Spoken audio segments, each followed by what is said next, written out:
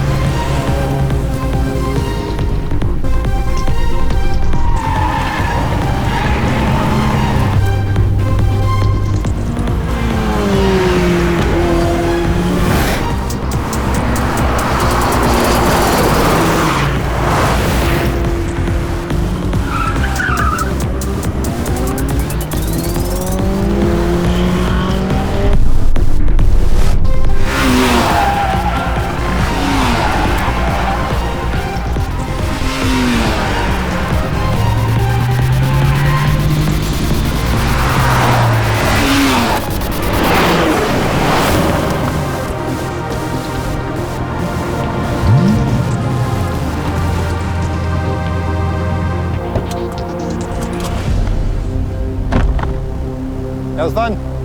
Very fun.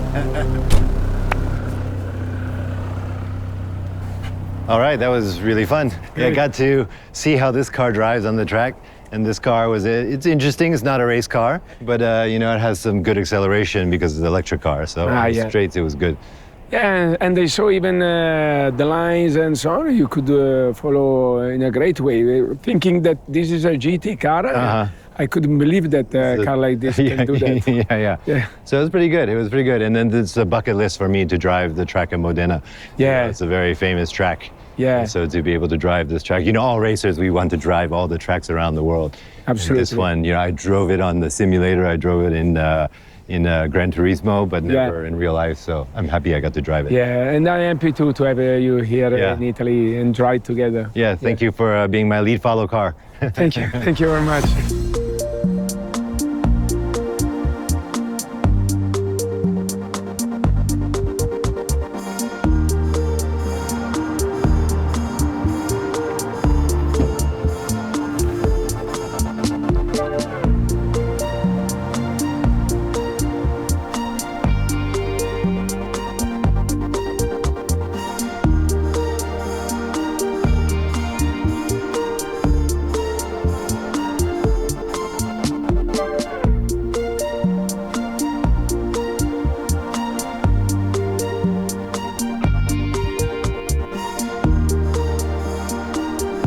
We are in the heart of Reggio Emilia, which is Reggio Emilia is a small city in the land very close here. There are companies like Bugatti, Lamborghini, Ferrari, even Ducati is very close here.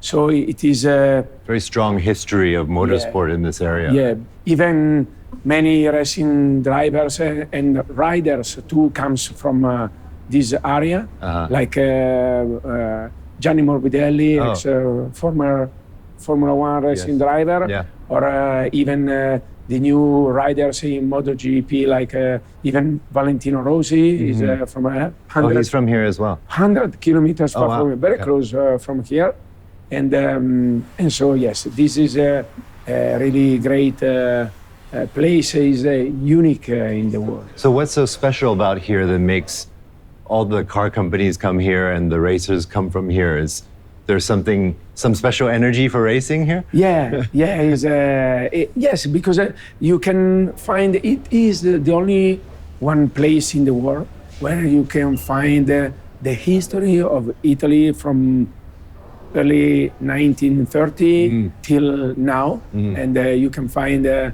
many cars and bikes from very old cars and motorbikes, and even really new cars. Let's talk about that technology in motorsport and cars in general. So F1 obviously is the top of motorsport, right? Yeah. So we have the best racers, the best drivers, the best engineers, the best technology in the cars. How does that trickle down to a consumer level car, like a car that we can drive every day? The thing is that when you have so high technology, and especially with the introduction of electronics, you can now know scientifically how the mechanical stress on the car afflict a problem on the car. And this is so important because in those years, the cars were very, very, very dangerous. Yes, yes. Because you couldn't know how long or how can a joint of the car... Is it going to break? Thanks to this level of technology that comes from racing. So the technology not only makes cars faster, but makes them safer as well, right? Yes. So things like ABS, traction control, all that came from racing. And now we have that in a regular everyday car now, right? Yeah. And so when we hit the brakes on a rainy day, that can save a regular person from getting into a bad crash, right? Yeah. So it's important, racing is very important for the development of the automotive industry, right? Because it informs us how to make a regular everyday car, even though they don't race. Wow, all kinds of bikes. Yeah, this is, Bimota is another... Italian brand. Yeah, Italian brand that even them did a great thing in the World Superbike Championship. So what is it about racing that you love, and why do you keep doing it? Yeah, naturally I love the speed, but I love the speed achieved in the proper way. I don't like to go fast on the road because I don't feel comfortable. Yes, yes. But I can be super fast on the track. What I love you already introduced a little what I want to say, because the work that the team has to do, and the teamwork is so important. Yes. And when you have really bad moments, I love to see all the human beings that work together and help each other to achieve the target. And this gives you a big satisfaction, big enthusiasm, and the power to continue to keep pushing on, be constant on the hard job, on the, because you have to control and work on every details. Because if you don't work on every details, I have to take care about the food I eat, my training, the way I speak with my mechanics, engineers. And because you need to keep always great feelings among all the people, because we are human beings and we need this. And if we have a big heart, we can do a great job. And with the work, and you need even the talent. But what I think is that with the hard work, you can even go better of a talent if a talent doesn't work.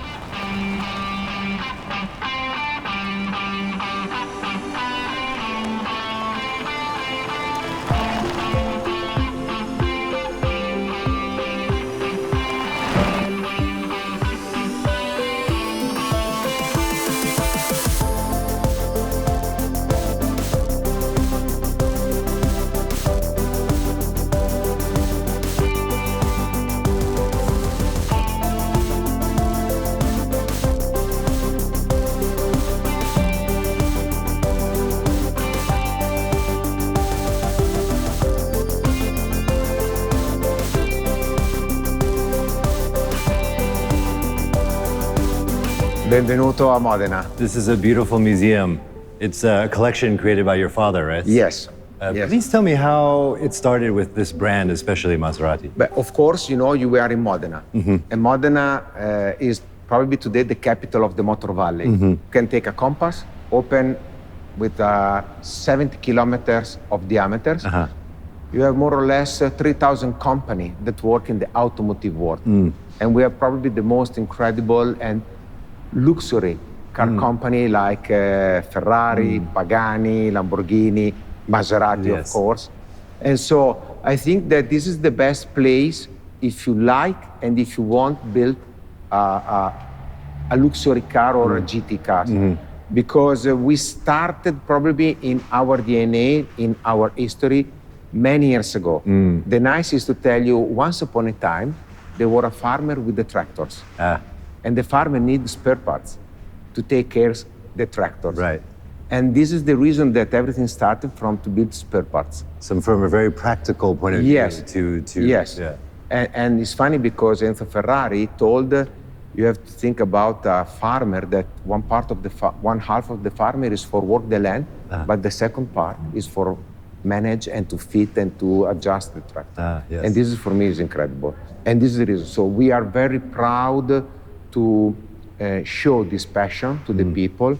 And it's not only a problem to see one car, because I think that we have like a special X-ray ACE, because we want that people see more than what is in front of you. Sure. It's not only one car. It's the heritage of all of the cars together. It's heritage for everything, because you know we have a very famous chef in Modena. It's called Massimo Bottura. Oh, yes. Okay, and his personal logos or very famous saying is fast car and slow food. So you have the heritage to respect the balsamic vinegar that you take 50, 60 years, but in the same time, you have the passion to drive and to design and to build very important cars. This is one of the most rarest Maserati in the world, only for build and only to exist today, survive in the world. We call ASA GCS Berlinetta Pininfarina. Pininfarina, yes, the famous designer. But the most thing is Berlinetta. Berlinetta was the name of the coach with the horses, and was the coach that the people that was not correct with the law, they go in the jail. Oh, really? Okay. And they have execution to die and to kill, no? And the Berlinetta was an open coach, so where all the people look this and say, look, have you seen these guys will die very soon because it was a very small coach. And this is the reason that we call Berlinetta. Only 2 seats. Was designed by Pininfarina in 1953. But the man who really designed the car was Aldo Brovarone. What is very important is that this car has something that sometimes the people don't understand. The first, if you go in the front, we have a mix between a GT cars, because we need the lights, but in the same time, we have the typical oval of the grille, like in a monoplace. And this is incredible how was possible to fit a monoplace in a GT cars. And for me, and very easy, because Brovarone moved the front of the car 10 centimeters in front of the lights. And he created this special idea. But the second point is to create the line like if the cars want to eat and moving forward. But we call belt line. La linea the belt line, yes. We the call belt line. la linea di cintura. Okay, but what's happened? If you continue the belt line, you can see it's impossible. Yes. So Brovarone invented this kind of artificial design to create like a too thin. Yes. But not like the American cars. They are only for show. For show. Yeah. Here is for use. Yes. No. We have the fuel, because this was a racing car, and in the back we have the lights, the oil, and the spare parts. Only for made. Very special for special customer. This was especially built for Count of Gravini in Sicily, and this is a very huge pedigree in Mille Miglia, Giro di Sicilia, Targa Florio, and today is with another car is the symbol of our collection. Yes. We call in Italian, in our museum, this car is called La Grande Bellezza. The big... Beautiful things. Oh, the big beautiful thing. But in front of this car, you have the big pity. La Grande Bellezza, the big beauty, and the big pity. Because this is a Alfieri Maserati.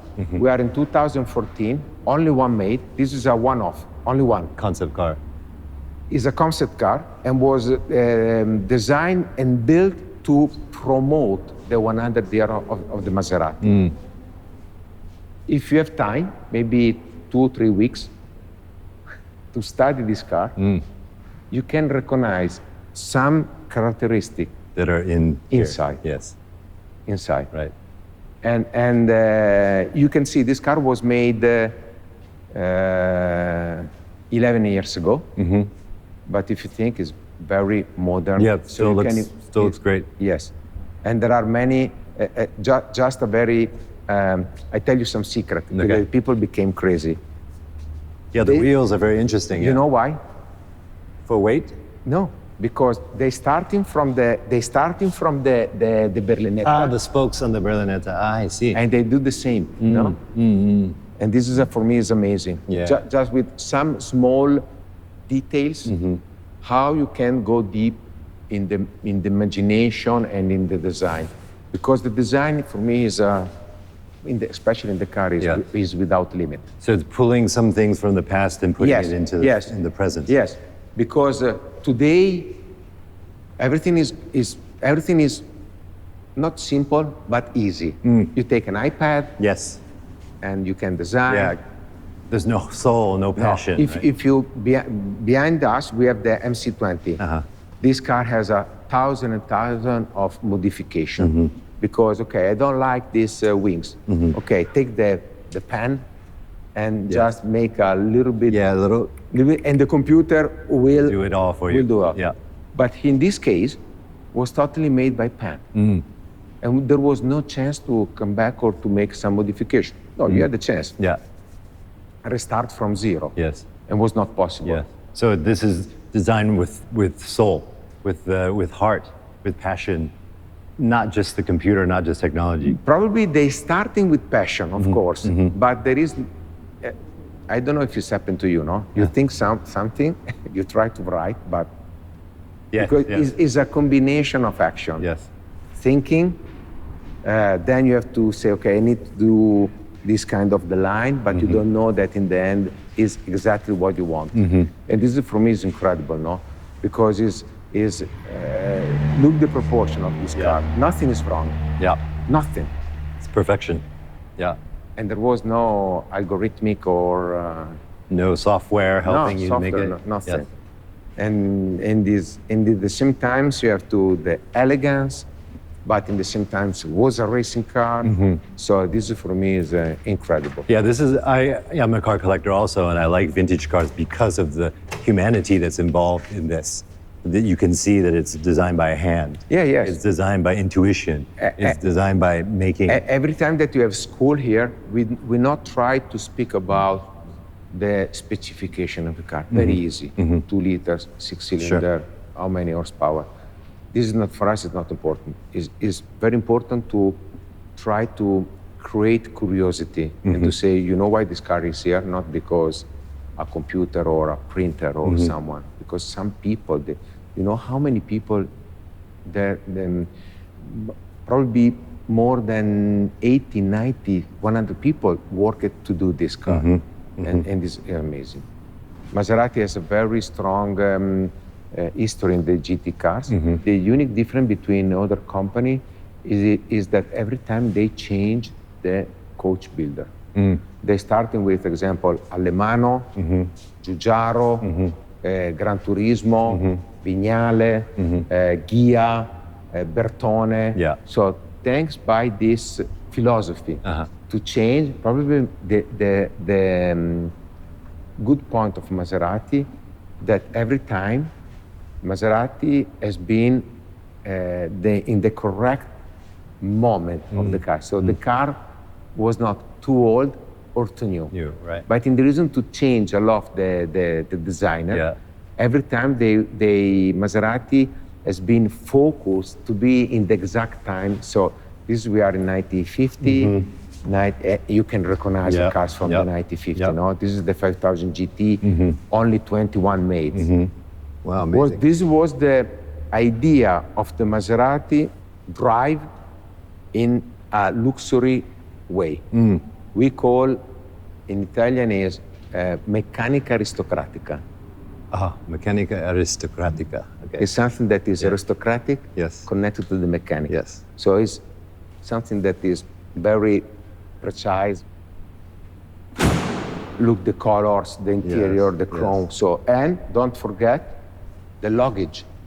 Because today we have new materials, very technology, but many years ago, they Bulky, big, lots of clothes. So you need a lot of Luggage, luggage. right. The people move with the cars. They use the car to move, from Milano to Bologna, and this is funny. Only 125 made. Think about to be in the 1970, and you are an owner of a Maserati Spider. What is your perception about exclusivity? Right. You're special. You're very special to have this car. 125 in the world, not in your city, in the world. And probably, I think that this is the most important, because today we know that there are a limited edition of all of the cars. Sure. But today is simple to do a limited edition, because, and probably 125 today is not enough for the company. Probably today the company, for example, if you see Ferrari, they do 300, 400, 500. Yeah. But today, people buy limited edition cars to show, no? Oh, I have this car because I have only me, you don't have this car. Yeah. But think about in this period, there was not important to describe how was exclusivity your cars. Was just a passion to use and to have this car. And this for me is something that is very special, that today, I'm sorry, but for me is missing this spirit. Yes. It's missing, because I agree. Today, you know. Well, because of globalization, you need to sell the car all over the world. So you need to make as many as you can to make as much money back as you can, right? And there was no customization or exclusivity anymore. Yeah. Because today, if you don't have a 25,000 colors in your in your book catalog, catalog, maybe another company has 30,000 colors. Yeah. But in this period, who cares? Because it was normal to, sit down, which color do you want? Oh, I want a special green because this color remember my wife. Well, we do, without problem, no? Right. But today they sell this. Many years ago was a request. So I want this special interior, I want this special color, and the company follow you. Why not? Yeah. You are a special customer, and we do. And because the car is made by hand anyway, of course, you can do it. Yeah, because it's not on a factory line. Yes, yellow, blue, black, red. Who cares? Because in the end, it's only the same times that we paint the cars red, we use the same times to paint the car in yellow or whatever. Yeah. So was normal. So I think that this is the biggest pity today. There's some people, but okay, it's a pity. I understand there is a new generation of customers. I like to think that when Frank Sinatra bought the Maserati, say, I want to buy Maserati because I want. A Maserati. I want a Maserati and I want to drive and I want the people recognize me when I'm inside the Maserati. My father, the first money that he took was from the Maserati. He had the chance to cut the hairs, buy some bread for the family, and buy some magazines. So it was a passage, thanks by the Maserati, from to be a boy and to become a man. A man. Correct. Correct.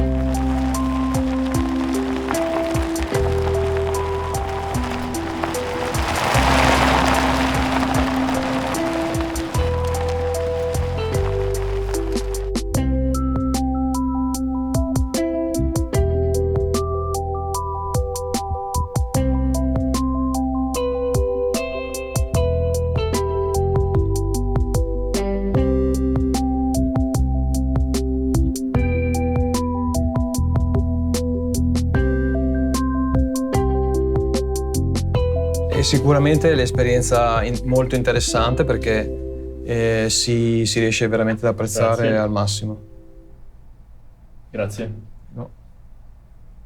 Quindi stiamo dando circa 2-3 millilitri proprio, che equivalgono probabilmente a qualche chilo di uva in origine. It's very viscous. Yes, it's a natural viscosity. And this is the orange label, which means that is guarantee with the tasting, the official tasting, more than 12 years. Okay, if you remember that, Yes. more than 12. Yes.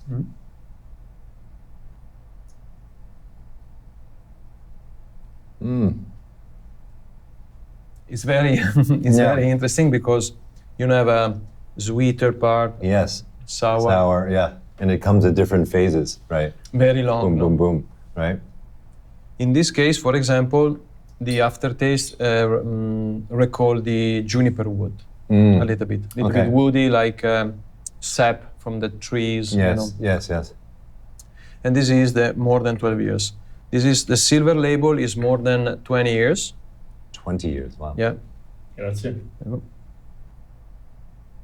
And usually when it's orange label, it's very, let's say, also fresh, I would say, because it doesn't taste to me like a very old product, you know, it's very dynamic, very active. This one doesn't smell as strong as this one. More delicate. Yeah.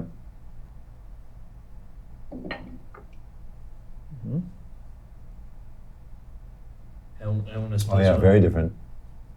Like usually the silver is a little bit more smooth, Yeah, less acidic, yeah. less acidic. It's interesting because if we test acidity, it remains the same since the beginning. Oh, really? Okay. But sensorial point of view, it's very smooth. Yes, yes, yes. In fact, one of the most important thing is the balance, the harmonious, complexity of the all different elements. Gold label, when it's in Italian, is extra vecchio, means extra old, basically, which is guarantee for more than 25 years. Okay. Grazie mille. So it can come also from our oldest batterie or of 60 years, for example, and is anyway gold label more than 25. Super dense.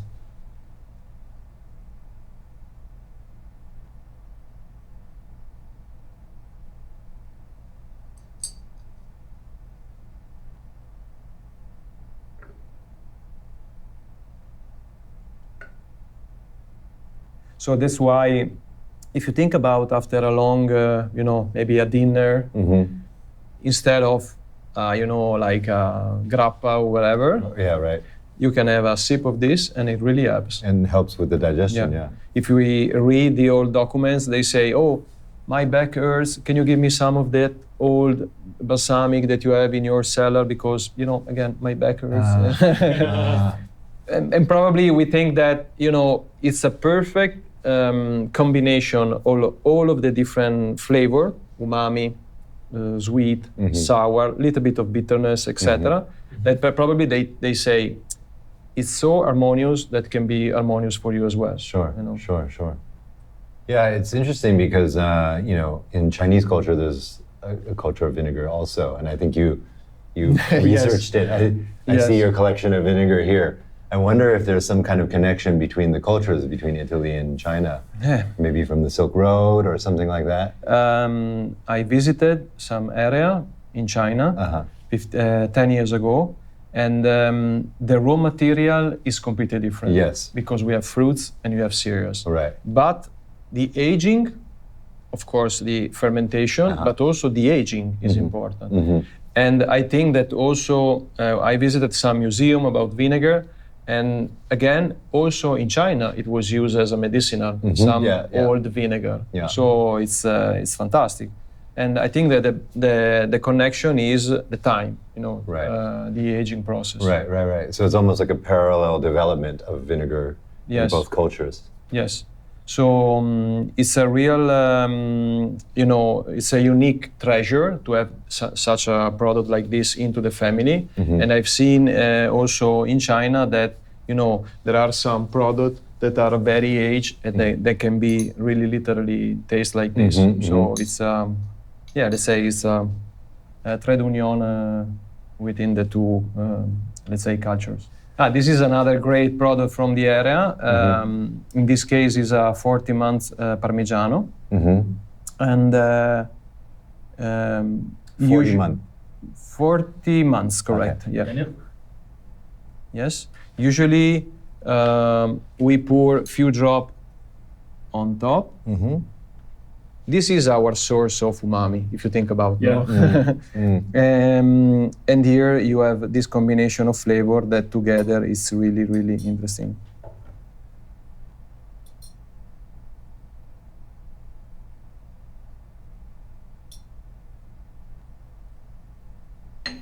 When they melt together, they create basically new flavor. It's interesting because the sharpness of the vinegar almost takes away the sharpness of the Parmesan, and it makes a balance between the two flavors. Exactly. In fact, even if you taste by itself, again, you can feel the acidity here. It blends very well with the richness of the cheese. And the saltiness mixed in. And saltiness, for example, is something that you don't have in the traditional balsamic. So that's why it's so interesting that these two products are made all in this area. They had a different genesis, let's say. So this started from the monastery first, and then farmers. So basically and is still like a big pillar of our farming, the Parmigiano. Balsamic vinegar came down to the top, which means that this kind of vinegar, very old, very precious, was made 100 years ago only by the noble family.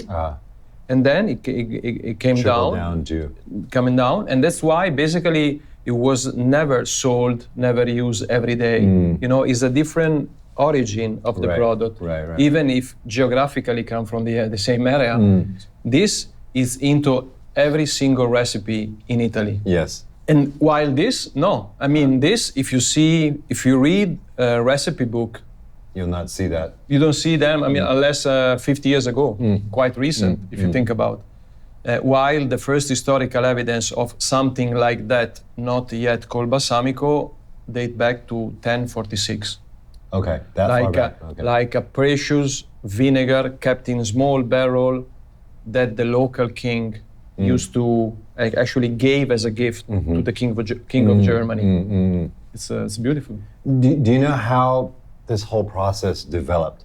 Is it someone made vinegar and they left it too long and then it became this is interesting. Like I'm sure there's no, exact origin story, but there's rumors, right, of how it started. How do you think it started? This is interesting because, again, Parmigiano is more linear. You can see, even if a smaller size, but the technology, let's say, it's a cheese made with the kind of milk, etc. Here, for sure, we know that vinegar has been made, let's say, anywhere and forever. Yes.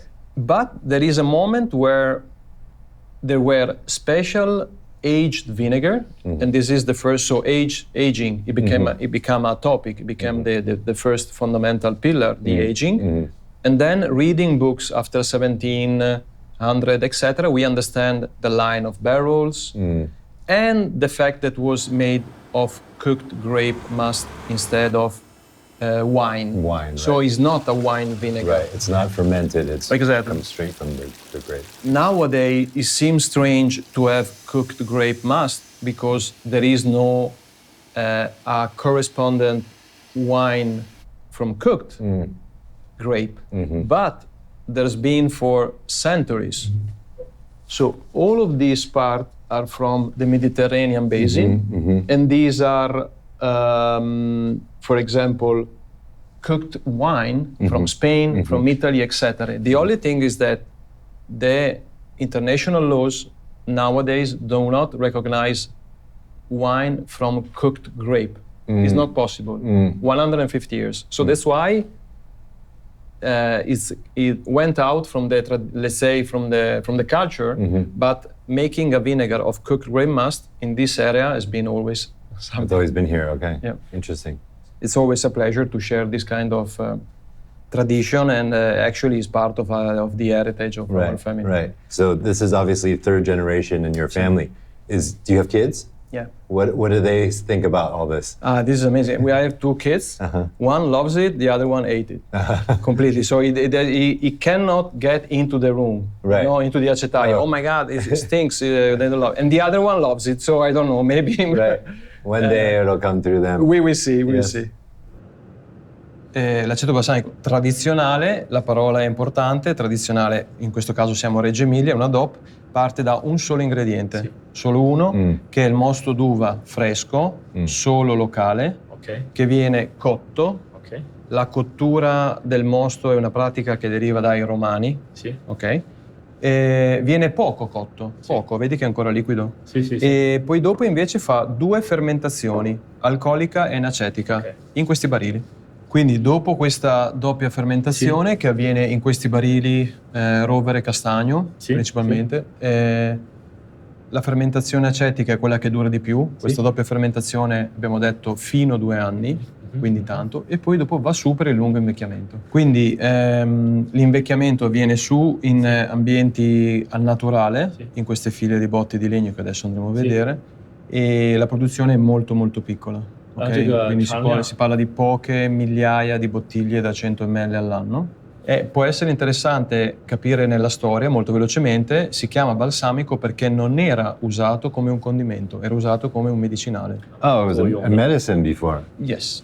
Basically, the root of balsamic is like a balm, something good for a remedy, but also, a complex aroma and perfume. So these two together, basically, is the first time in the history in 1747 when they discovered the name balsamico connected to a vinegar. Because before it was all in the pharmacopoeia. Until 1960, basically no one used it, the traditional balsamic, of course, no one used it as a condiment.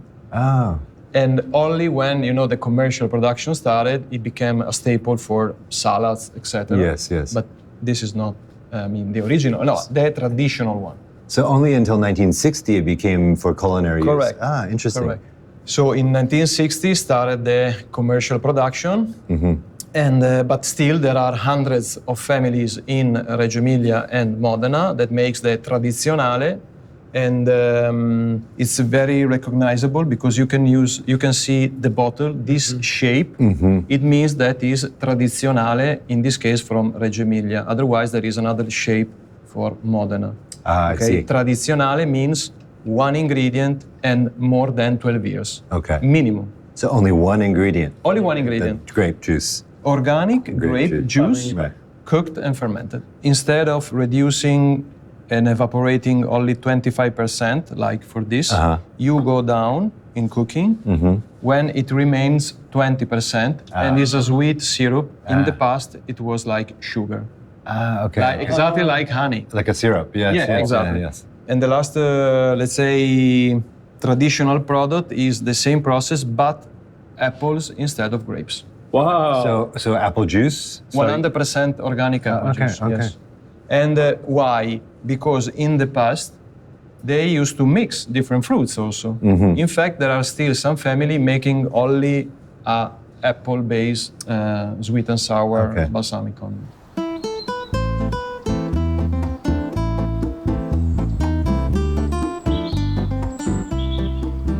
So this place is also where your father made balsamic? It's interesting because my father and my grandfather started in another place where I, not far from here, because it was where they used to live. And it was in Via San Giacomo Street, and I kept the name as a vinegar brewery San Giacomo. Yeah. I see. And I moved here 20 years ago. And what happened is usually that this kind of product, the traditional balsamic, passed through generation. It was like a gift for the future generation. Like when someone was born into the family, they used to start a set of barrel as a gift for the future. Because it takes a long time, so that's why. Yeah.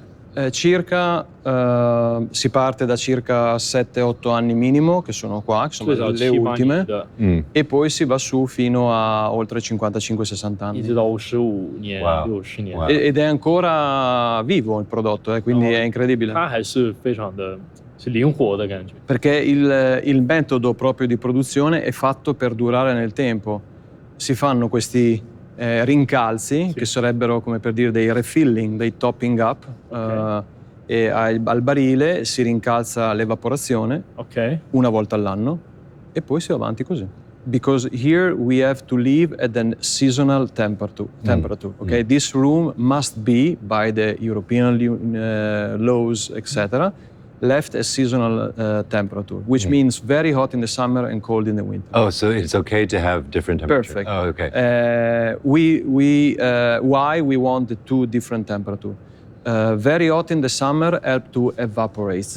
Okay, and usually it evaporates 15, maximum 20% of this part. Physically evaporates through the wood.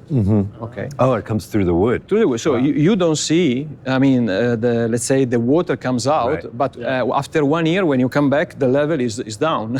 Right. So, and you can't wait many years without, just waiting, because otherwise, after a few years, it's going to be crystallized. Yes. So, every year, once a year, we have to open up all the barrels, and with a little pump, we take from the second and we pump into the first in order to refill, to top up. So, and then from the third to the second, from the fourth to the third, so on.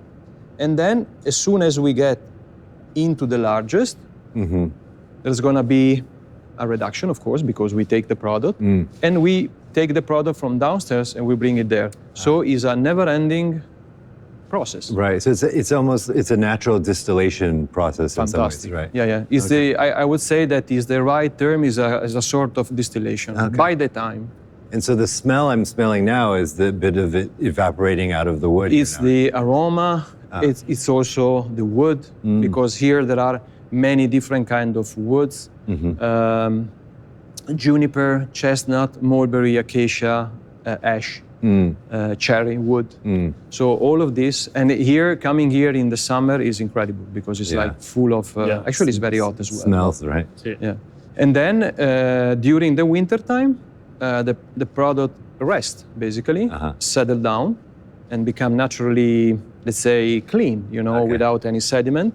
And then again, it's like a long life product. It's a perpetual aging. So it's the cyclical nature with nature, and this production is all in a cycle, right? Yes. Every year, this is 2 times a year it comes through like this. It's beautiful because it's nature plus our culture, let's say, heritage, to keep something like this alive into the family. Okay, because it wasn't made for everyday consumption. It was a gift for the future generation, a symbolic value. Like when the daughter were getting married, like as a dowry. Yes. So still, because basically no one can make a business out of the traditional balsamic. Because it's a family thing, right? It's not a family commercial thing, product. very small production, because what we can do here is every year we do refilling and topping up, and we just wait. Then after 12 years, at the 12 years, we are allowed to take out a little bit of product for you. So it's incredible if you think about it, because and what we take out is approximately 15%.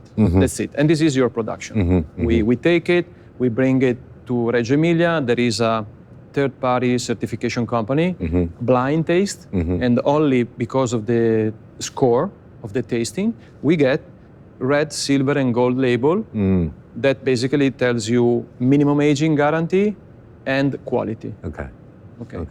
And just to give you an idea, in the whole province of Reggio Emilia, there are approximately 150 families making.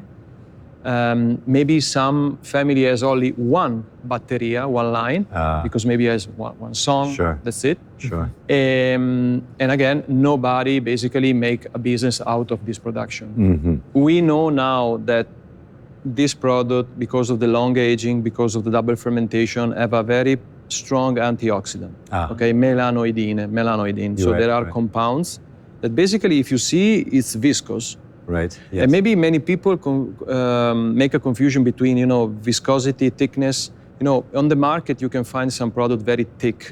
Yeah. This is more sugar. In this case, is naturally viscous. Okay. These compounds are very strong antioxidants. So you need literally one little milliliter is like a big cup of tea.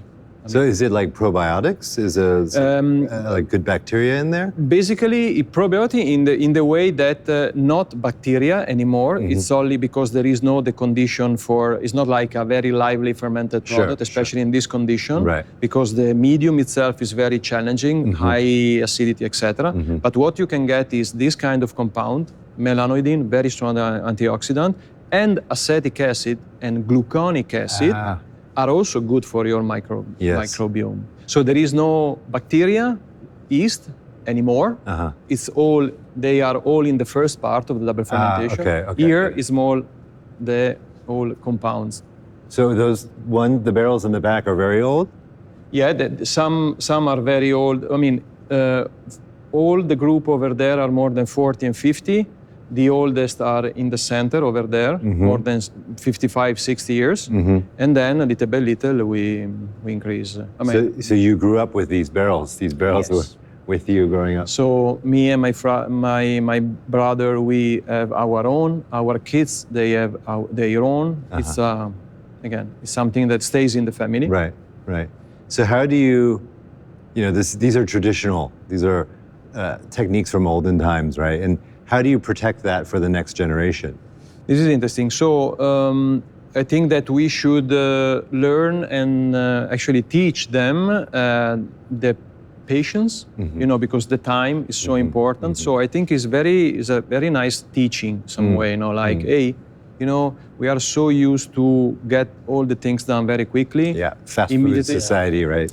And in this case, you do something that maybe you don't even, let's say taste, I don't know, or you do something for someone else. Right. So when I started, I was 23, but luckily I'm still here, and I can enjoy the product. It's incredible because, you can pass it on, and you teach them that, hey, sometimes you can also have to wait. Sure.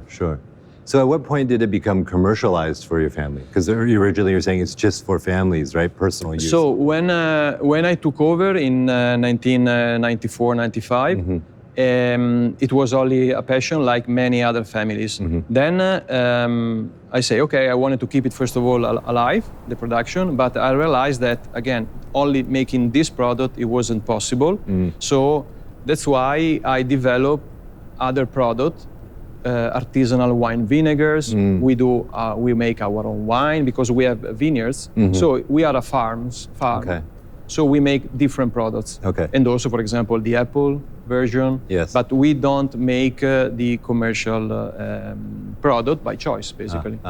Okay. So I would say that it's been very tough to reach, to become, let's say, a real business. But now, luckily, we are 9-10 people. We are very happy because we are sustainable. Non so se vuoi. Sì. Possiamo usare. Sì. Oh, yes, yeah. But it's very aromatic. You can smell the levels of different flavors. It's just like wine, you can taste different things in it. Different layers, exactly. And this is all because it's a very complex product, again, natural and culture of this area. And, when you have a cooked raw material, double fermentation, 7 kind of woods, the layers are incredible. In fact, we talk about a bouquet, like a complex aroma, etc. Usually, when you taste a traditional balsamic, you don't taste fruity notes. It's more like wood, tamarind, licorice, like complexity, like old wine, as you said. This is the misconception. Okay, this is an old product, and this is the time that goes. And people think, oh, give me the oldest because it's for sure the best. But unfortunately, the aging process, it doesn't go like this, like forever. Because of the system, the continuous refilling and topping up, basically what happens is that the aging stabilizes. So the curve of aging plateaus. Okay. So that's why our job is to keep this curve always steady No, because otherwise, for example, if we take out too much for us every year, that will drop. Okay. and people maybe say, okay, yes, but it's here, like has been started, I don't know, 50 years ago. Why doesn't age? Because if you take out too much, you renew the product. So it dilutes it, yeah. this is very, let's say, sometimes is not easy to understand, because when you think about aging, give me the oldest is the best. Yeah, No. it's an interesting way to visualize this. To visualize, It's yes. great.